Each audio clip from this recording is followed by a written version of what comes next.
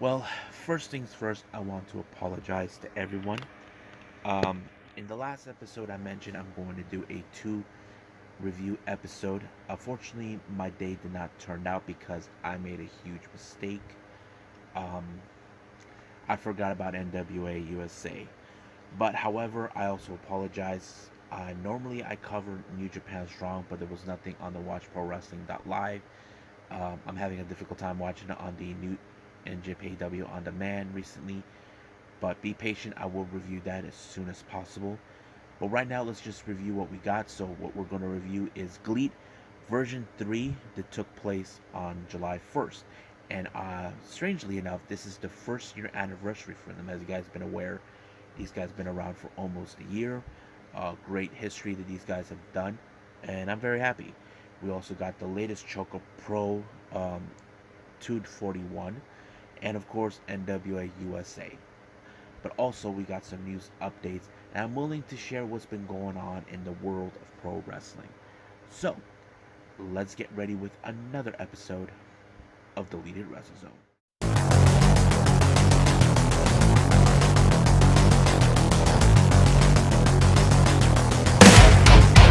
Are you ready? Get up, get up! Get up, get up! Get up, get up! Get up, get up! Get up, get up! Get up, get up!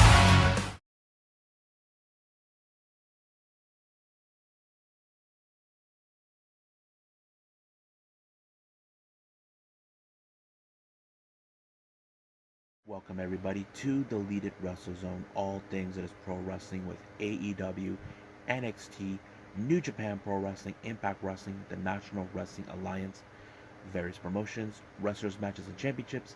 I am your host, right here. So, today is July 2nd. As you know, we're getting close to the 4th of July. So, let's talk about GLEAT version 3 that took place on July 1st, which I did not see it. It's not on YouTube, but luckily they put it on the watchprowrestling.org. This one is the first year anniversary. It opened up with bulk orchestra consisting of Kazuma Sakamoto, Quiet Storm, and Hayato Tamura taking on Septimo Dragon, who makes his debut, teaming with Soma Watanabe and Kaz Hayashi. Now, this match was pretty amazing because the way I see it, I mentioned this before, Bulk Orchestra has spent the entire time trying to prove how dominant they can be against their opponents. However, in this particular match, it did not go exactly as planned. It was uh, Kaz Hayashi who picked up the victory by pinning um, to, Tomura, no, Kazuma Sakamoto, which was amazing. So giving the win, it was amazing too. Septimo Dragon, whose debut, actually was happy that this happened just for him. In our next match, we have tag team action. We got the members of 60 Seconds, consisting of Keishi Sato and Jun Tosho, to take on um, Atsuki Aoyogi and Minoru Tanaka. Now, as you know, um, this is one of those interesting matches. These guys are more of the junior heavyweight competitors, which is okay. However, it showed a lot of character, but it was Minoru Tanaka who picked up the victory, giving the victory to himself and to Aoyogi.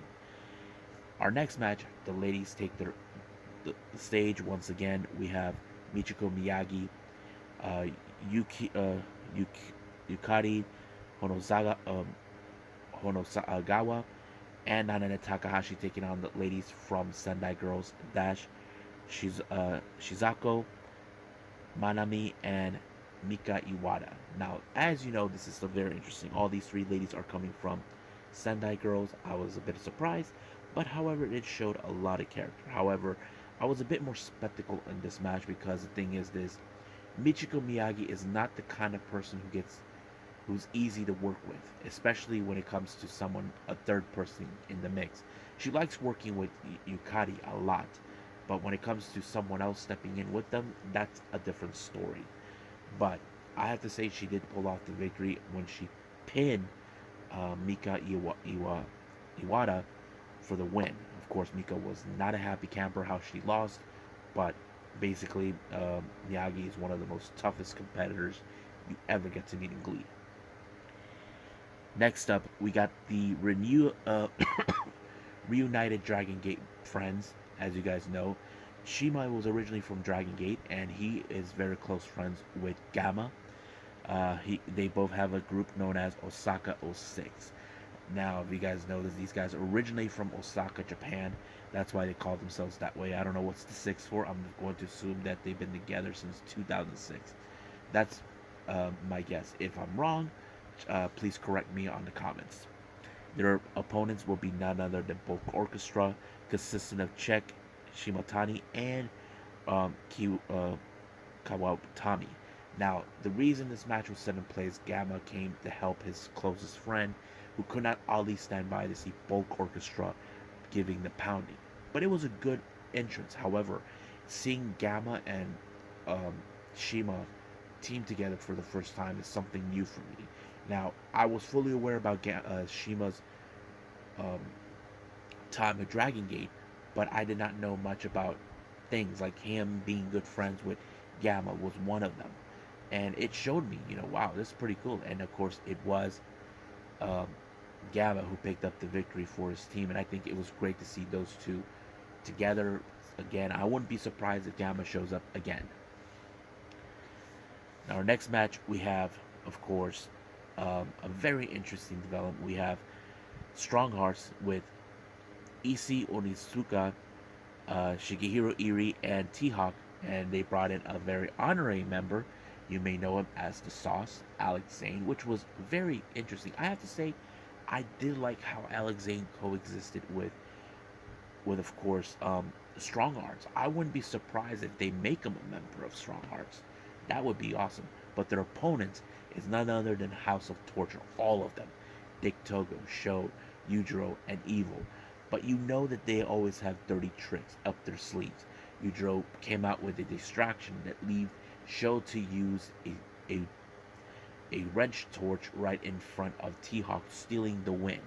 I wouldn't be surprised if Strong Hearts decides to make a payable visit to New Japan and give House of Torture an ass beating of a lifetime. Now, our next match, this is for the G-Rex title. Now, keep in mind, this is, as you know, there was recently, the last event, a number one contendership. We have the leader of 60 Seconds, Tetsuya Isushi, taking on El Linda Man. I thought this was a pretty good match because it showed that many people have doubted, especially guys like Strong Hearts and Bulk Orchestra, saying that 60 Seconds are not in the same level as Bulk Orchestra or Strong Hearts. But I have to say, Tetsuya Isushi has proven what a great competitor he can be, and he can hang with guys like El Linda Man, who is the current champion. But unfortunately, he came up short when he landed on a German suplex, giving the win to El Linda Man. But there was still no opponent yet to challenge. But we'll see in the upcoming weeks or the month of July. See what happens then. Now, we received a very interesting video. As you know, GLEAT will be receiving two coming visitors. The first one is coming straight up from Mexico. You know this guy, Dark Flamita, is making his debut real soon. And also All Japan Pro Wrestling Triple Crown Champion Kento Kiyahara. I'm so excited for that. I can't wait to see. Now, for our last final match, this is for matches. We have two of them. It's the UWF Rules match. The first one is Shinya Aoki taking on Yu Itsuki. I have to say, the match went a little more quicker than I imagined, like up to maybe 5 minutes, because I did not anticipate this one. I thought it was going to go a little longer. It did not. It put Aoki to put Izuki in a great, kind of like the sleeper, the silencer submission that allowed Aoki to pick up a good win. So it was good. Now for our main event, we have, of course, is the Blue Justice, Yuji Nagata, taking on Takanori Ito. Now keep in mind, Takanori Ito has been very successful in the UWF rules, but he has a tough challenge against a guy who actually is trained in this type. And you could say that the younger can beat the old, but do not count out Yuji Nagata just yet, because you know what he can do. He can put you in a submission, and luckily he did that. He put Takanori Ito in a submission. What a great match. So I think it was a pretty good show. What a great showing for the first year anniversary for them. I think I liked the show. It was pretty good quality, has different settings, but let's see what happens then. But right now, let's move on with ChocoPro.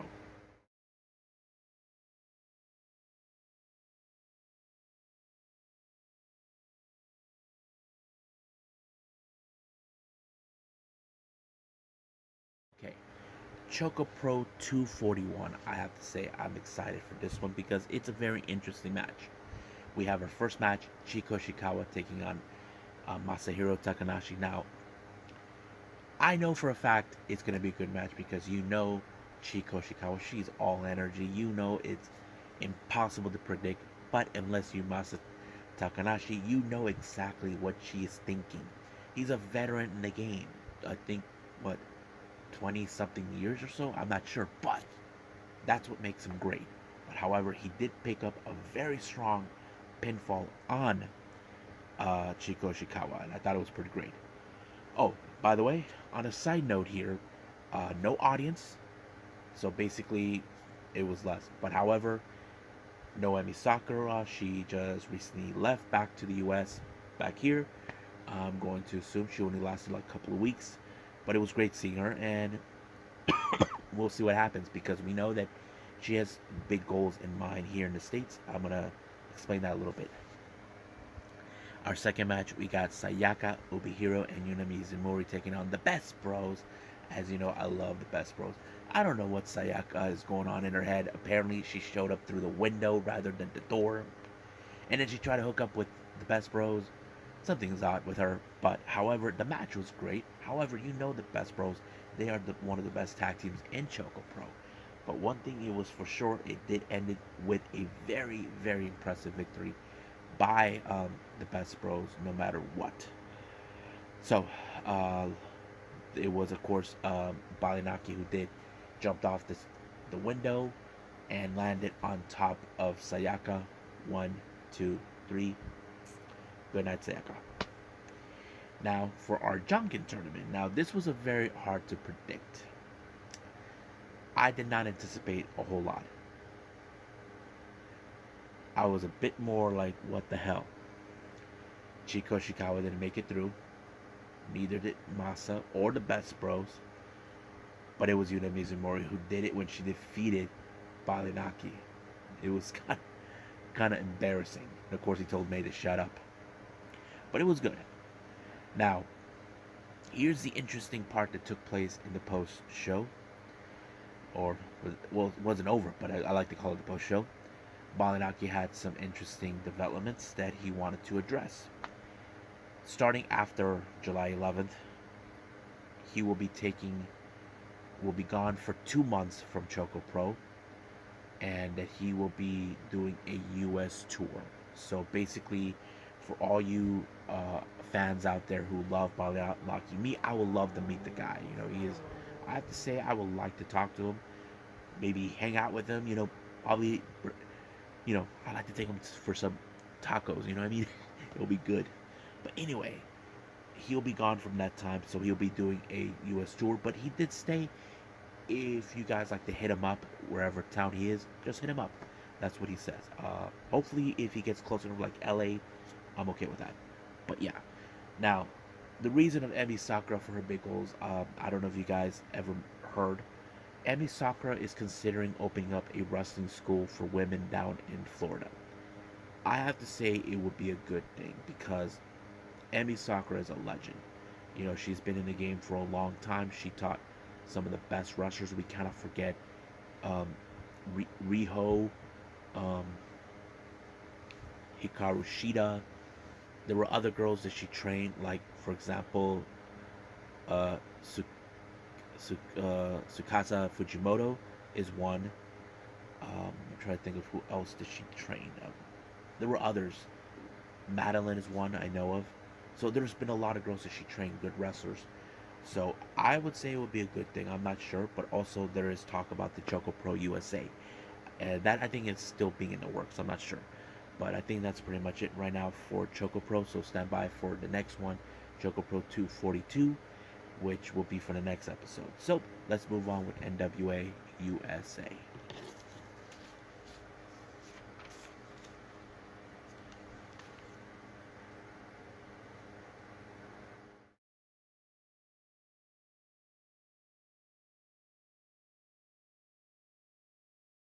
Okay, NWA USA. Well, I have to say the opener was kind of, well, not the opening match, but the way it opened was kind of interesting.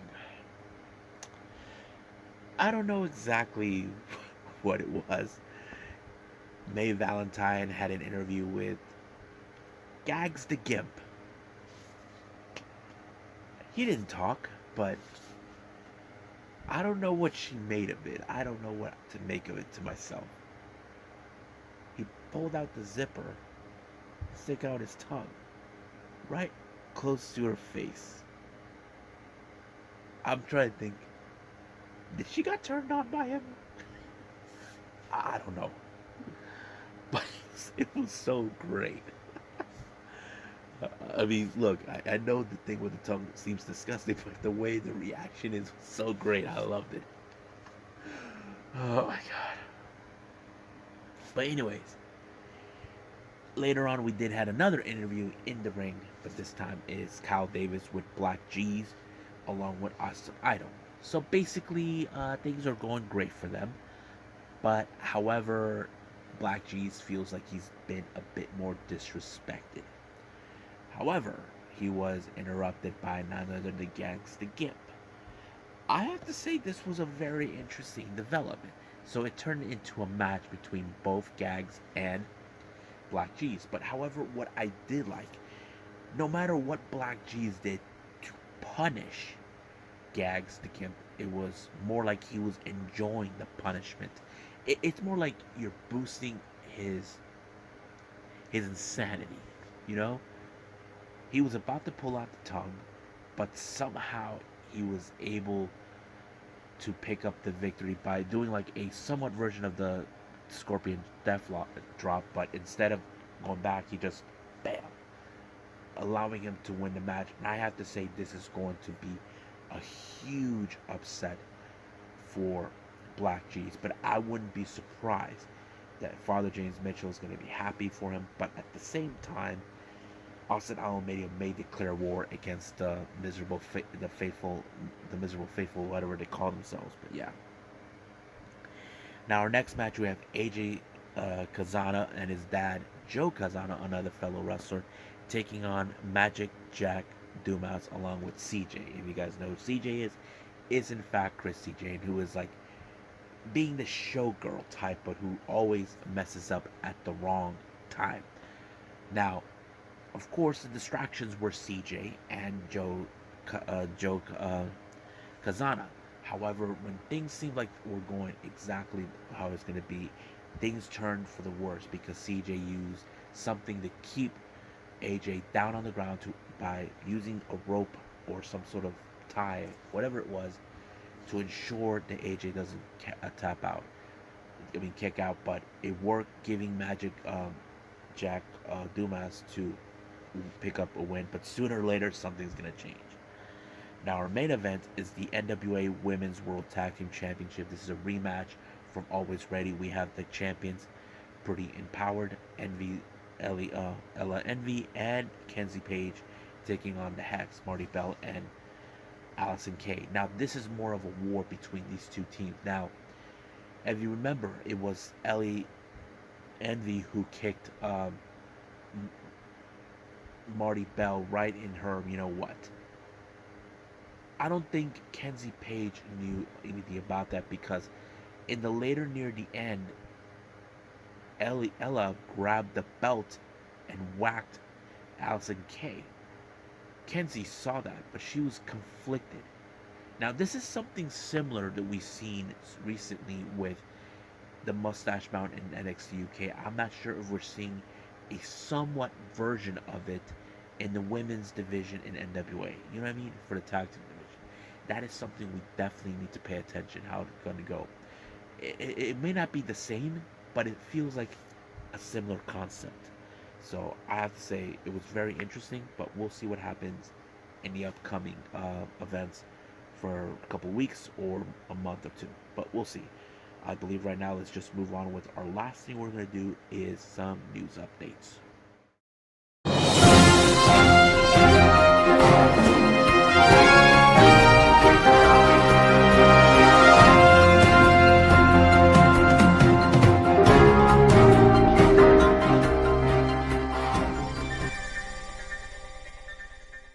Okay, so here are some news updates for everyone.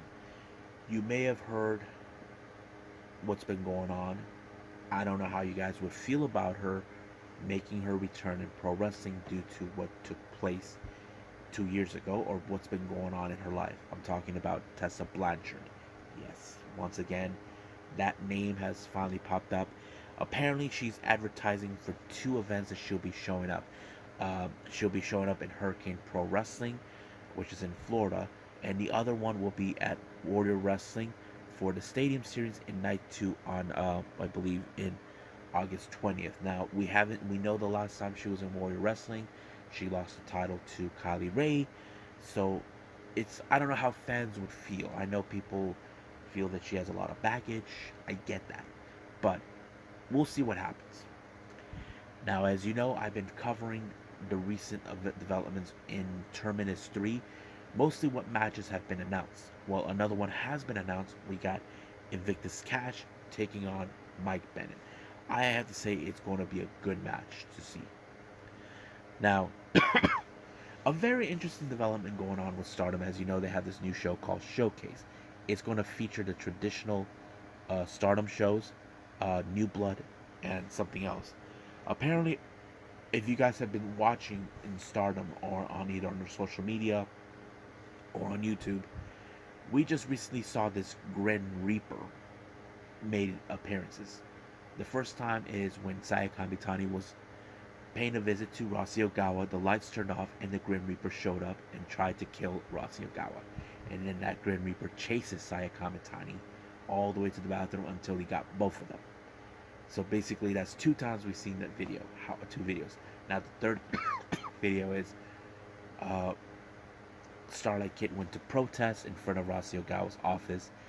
Grim Reaper was right there, went for Rossy Ogawa, and then later then he turned his hand or shield, or whoever it is underneath that mask, made their direction right to Starlight Kid. Starlight Kid fought back as much as possible, tried to uncover who is behind the mask, but unfortunately, Starlight Kid was no match for whoever it is and got put to bed.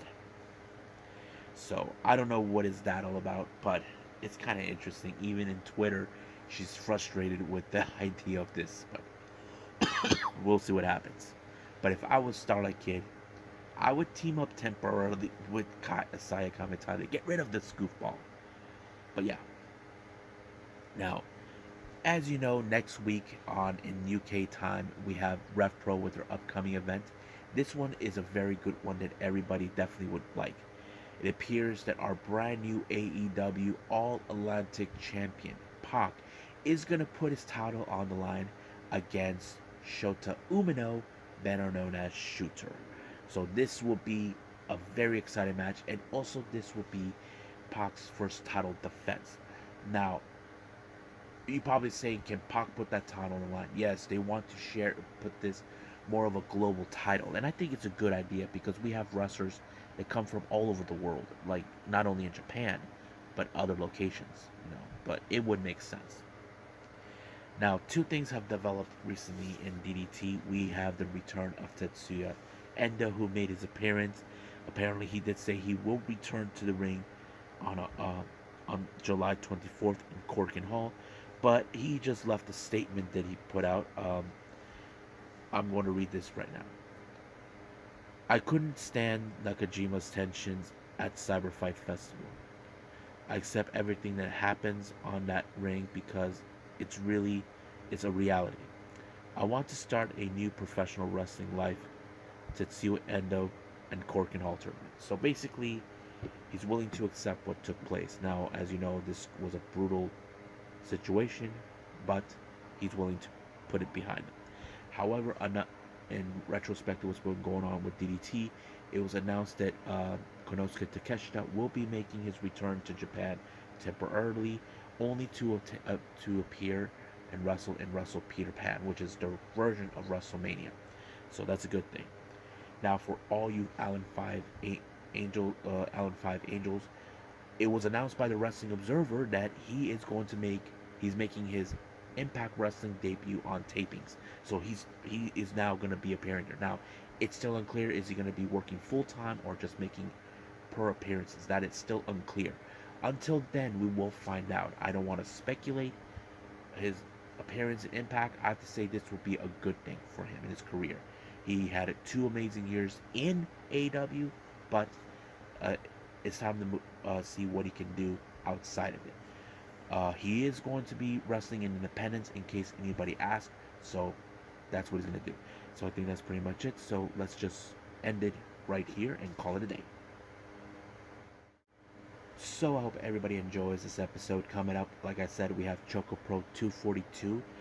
This is going to be an interesting development. Recently there's been some changes on the card. We were originally supposed to have Balanaki taking on Sayuri for the first time. This is the first time those two team up together. But unfortunately, it was announced on their Twitter page that Sayuri would not be there due to illness, and they hope for her speedy recovery. So she was replaced by Shin Suzuki. Now keep in mind, these two have fought before for the title.